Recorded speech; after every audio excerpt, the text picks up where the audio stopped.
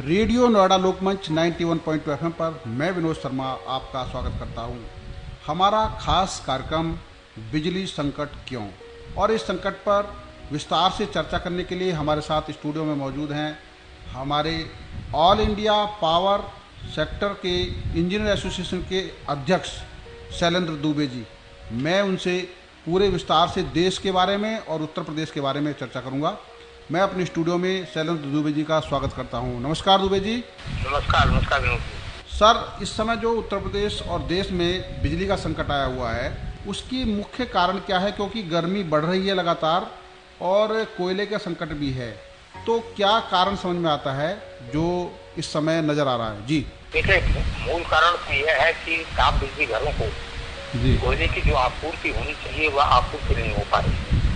लेकिन इसकी जिम्मेदारी सरकार की है, केंद्र सरकार की भी है, राज्य सरकार की भी है, और lack of coordination between the ministries, particularly ministry of power, ministry of port और मिनिस्ट्री ऑफ रेलवे। इसको मैं इस प्रकार से समझाना चाहूँगा कि जो दावे किए जा रहे हैं कि 2020 और 2021 की तुलना में अप्रैल 2022 में बिजली की मांग बहुत बढ़ गई है, तो जो आंकड़े दिए जा रहे हैं वो आंकड़े सही हो सकते हैं, लेकिन ये दावे भ्रामक है। दावे इस दृष्टि से भ्रामक है क्योंकि अप्रैल 2020 में टोटल लॉकडाउन था, सारी इंडस्ट्रीज बंद थी, सारे कॉमर्शियल दुकानें, छोटी छोटी दुकानें तक बंद थी, तो बिजली का लोड नहीं था। और अप्रैल 2021 में भी पैंडेमिक में दूसरे दौर में बड़े पैमाने पर लोगों की मौत शुरू हो गई, तो फिर बाजार बंद हो गए, इंडस्ट्रीज बंद हो गई। इसलिए यह तुलना करना कि पिछले वर्ष की तुलना में बिजली की मांग एकदम से बढ़ गई है, यह उचित नहीं। और बिजली की मांग कितनी होगी अप्रैल में, मई में, जून में, इसका एक सर्वे होता है केंद्रीय विद्युत प्राधिकरण का, और उसमें 19-20 का फर्क होता है, बाकी यह जानकारी होती है कि कितनी बिजली होती है।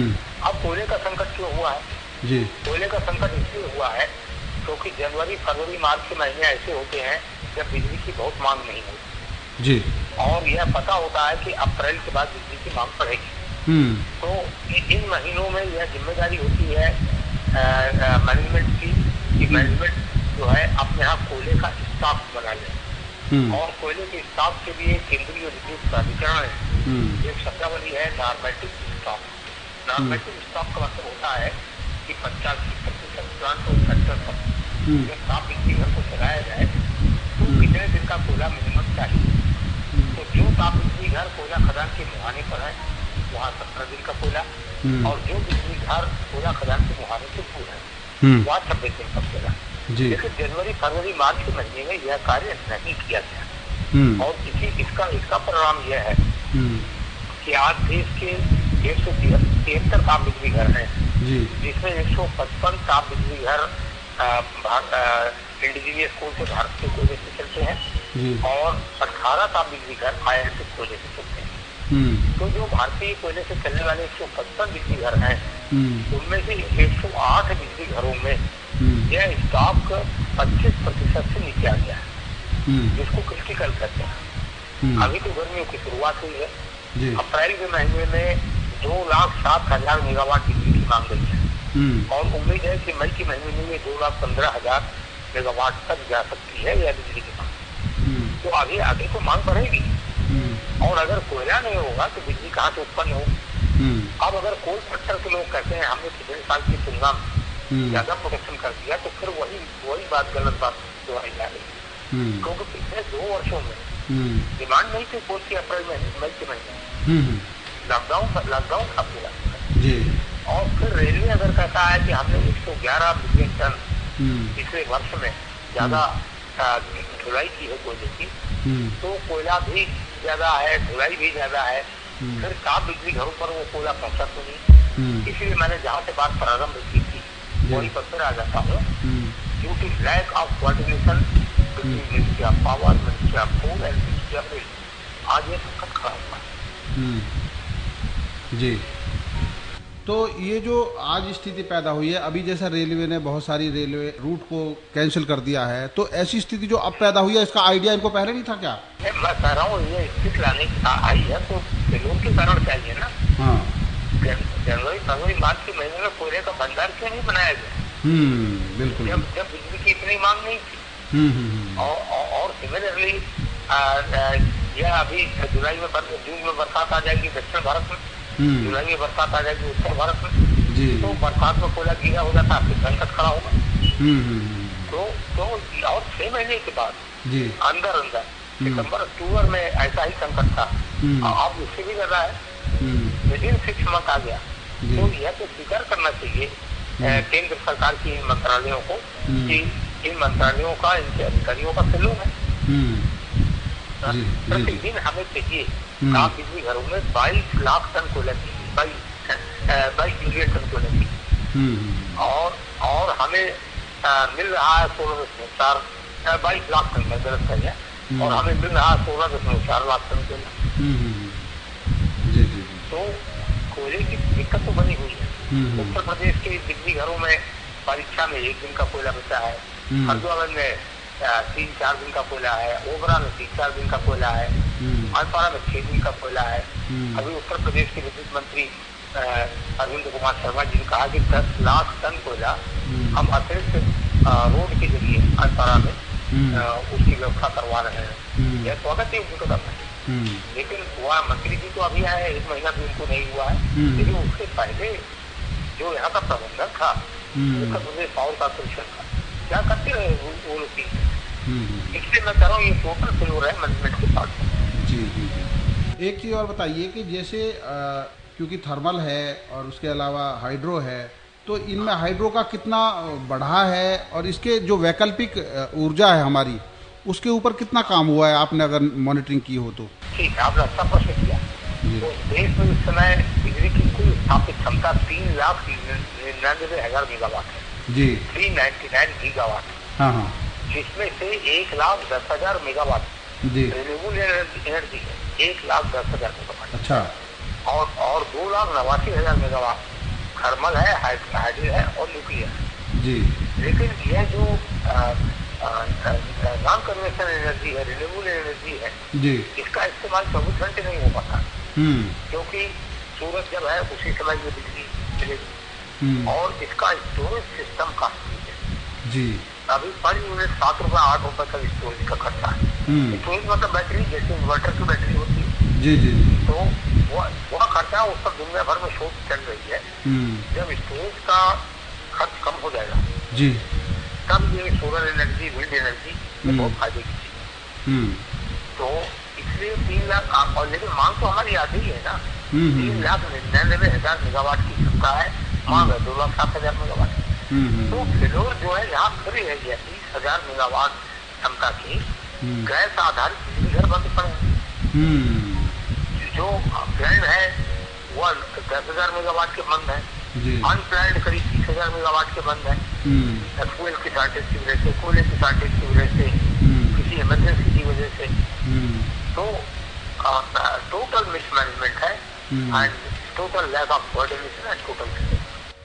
अच्छा, क्या इसमें कहीं ना कहीं, जैसे अभी केंद्र और राज्यों के बीच संबंधों की बात आ रही है, तो क्या केंद्र और राज्यों के बीच में गैप बढ़ा है या पहले से यहाँ स्थिति में कुछ इम्प्रूवमेंट दिखा है? नहीं, देखिए गैप इसमें यह दो मंत्रालय तो केंद्र के हैं, जी, कोयला मंत्रालय और रेल मंत्रालय, जी, यह केंद्र के हैं। और बिजली ज्यादातर स्टेट सेक्टर में, सेंट्रल में भी है जनरेशन, लेकिन बिजली का 100% स्टेट सेक्टर में बिजली का विकास है। आपने यह प्रश्न अच्छा किया है। अभी केंद्रीय विद्युत मंत्री ने 2 दिन पहले यह बयान दिया कि क्राइसिस इज ऑफ पेमेंट, यानी पेमेंट की क्राइसिस है और कोई क्राइसिस नहीं है। उन्होंने कहा कि 12,300 करोड़ रुपए कोल इंडिया का बकाया है, जो उत्पादन कंपनियां उसको नहीं दे रही है, और उत्पादन कंपनियों पर विद्युत वितरण कंपनियों का 1,10,000 करोड़ रुपए बकाया है, जो वितरण कंपनियां उत्पादन कंपनियों को नहीं दे रही हैं, और वितरण कंपनियों का घाटा 5 लाख करोड़ रुपए हो गया है। ये विशेष सर्किट है। जो वितरण कंपनियां हैं उनको सरकार राजनीतिक कारणों से मुफ्त बिजली और इस प्रकार की घोषणाएं होती हैं या सस्ती बिजली की, और उसकी सब्सिडी सरकार नहीं देती। जो सरकारी विभाग है वो बिजली का उपयोग करते हैं, उनका पेमेंट नहीं होता। आप नोएडा से ये प्रोग्राम कर रहे हैं तो मैं उत्तर प्रदेश के आंकड़े आपको दे सकता हूँ। जी। उत्तर प्रदेश में विद्युत उत्पादन कंपनियों को 213 करोड़ रुपए देना है कोल इंडिया, अच्छा, बकाया है। और उत्पादन कंपनियों को मिलना है तो 11,825 करोड़ रुपए। ये केंद्र सरकार की और निजी क्षेत्र की कंपनियां हैं, अच्छा, जो विद्युत वितरण कंपनी उत्तर प्रदेश की नहीं दे पा रही है। लेकिन उत्तर प्रदेश की विद्युत वितरण कंपनियों को 20,940 करोड़ रुपए की सब्सिडी मिलनी है राज्य सरकार से, जो नहीं मिली है। अच्छा। और 10,347 करोड़ रुपए उत्तर प्रदेश के सरकारी विभागों का बिजली राजस्व का बकाया है। तो अगर यही दोनों पेमेंट उत्तर प्रदेश सरकार कर दे तो 32,000 करोड़ रुपए आ जाएगा वितरण कंपनियों के पास।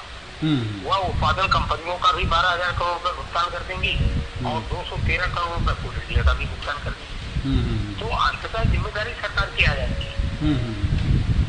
अच्छा, जो पावर एक्सचेंज वाला है, जैसे परचेजिंग रेट के मुद्दे पे भी कोई विवाद है, जिसमें अभी प्रदेश के जो पावर वो चेयरमैन हैं पावर कंपनी के अपने यूपीपीसीएल के, उन्होंने एक चिट्ठी लिखी है जिसमें एक आ गया कि केंद्र सरकार ने जो रेट तय किए हैं उससे ज़्यादा वसूल कर रहे हैं लोग।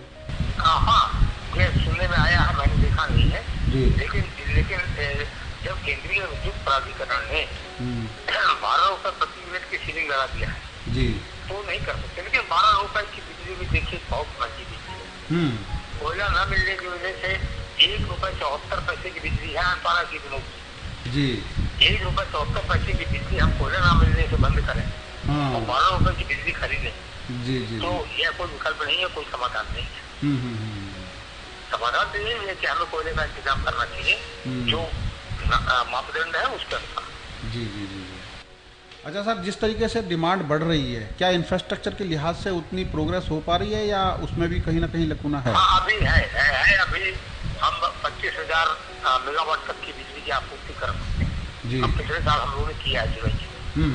अच्छा, तो अभी मतलब इंफ्रास्ट्रक्चर के मामले में हम एक तरीके से ठीक स्थिति में आ गए हैं। लेकिन जो अभी आपने एक बात कही कि 1 रुपये 75 पैसे की हम बिजली उत्पादन की क्षमता रखते हैं, लेकिन हम 12 रुपये में खरीद रहे हैं, ये एक दुर्भाग्य की बात है। हाँ, दुर्भाग्य की बात है। अगर मैनेजमेंट ठीक रहा होता जी तो 1 रुपये 74 पैसे की बिजली हमारी बन रही हो। सर, अब चलते चलते आखिर में बस ये सवाल है कि इस गर्मी में, क्योंकि अब टेम्परेचर बढ़ना है और मई का महीना, क्योंकि उत्तर भारत में तो मई के महीने में पीक गर्मी होती है और मई और जून दोनों महीने में, तो ऐसे समय में कोयला संकट का निवारण और बिजली की आपूर्ति बराबर लोगों को मिलती रहे, उसका क्या समाधान होगा? जी, केवल एक समाधान है। मैं आपके माध्यम से माननीय प्रधानमंत्री नरेंद्र मोदी जी से अपील करना चाहूँगा कि वह यह निर्देश है ministry of power, ministry of coal और मिनिस्ट्री ऑफ रेलवे की एक हाई पावर कमेटी बनाई जाए तीनों मंत्रालयों की, और क्लोज मॉनिटरिंग होनी चाहिए कि रेलवे के रेट उपलब्ध हो, कोयले का ट्रांसपोर्टेशन प्रॉपर हो और साफ बिजली घरों को जरूरत के हिसाब से कोयला मिले। एकमात्र ये समाधान है। जी। आपने रेडियो नोएडा लोकमंच 91.2 FM से बात की और बिजली के उन समस्त पहलुओं पर हमारे श्रोताओं को जानकारी दी जिनकी वजह से आज क्राइसिस बना हुआ है। उम्मीद है सरकार और प्रशासनिक मशीनरी में बैठे लोग इस सुझाव पर ध्यान देंगे और बिजली संकट को दूर करने का प्रयास करेंगे। आपने हमें रेडियो के लिए समय दिया, आपका बहुत बहुत धन्यवाद शैलेंद्र दुबे जी। अभी आप सुन रहे थे रेडियो नोएडा लोकमंच 91.2 FM पर all India power engineer federation के अध्यक्ष शैलेंद्र दुबे जी से हमारी वार्ता, जो उन्होंने बिजली संकट पर देश और उत्तर प्रदेश में खास तौर पर फोकस करते हुए विस्तार से जानकारी दी कि क्यों बिजली संकट पैदा हो रहा है, क्यों कोयला संकट पैदा हो रहा है। कहीं ना कहीं तालमेल की कमी है। इस गंभीर मुद्दे पर उम्मीद है उत्तर प्रदेश सरकार और केंद्र सरकार कार्रवाई करेगी ताकि बिजली संकट का सामना लोगों को ना करना पड़े। ऐसे ही ज्वलंत मुद्दों पर हम आप चर्चा कराते रहेंगे। आप सुनते रहिए रेडियो नोएडा लोकमंच 91.2 FM, आपकी अपनी आवाज़। धन्यवाद।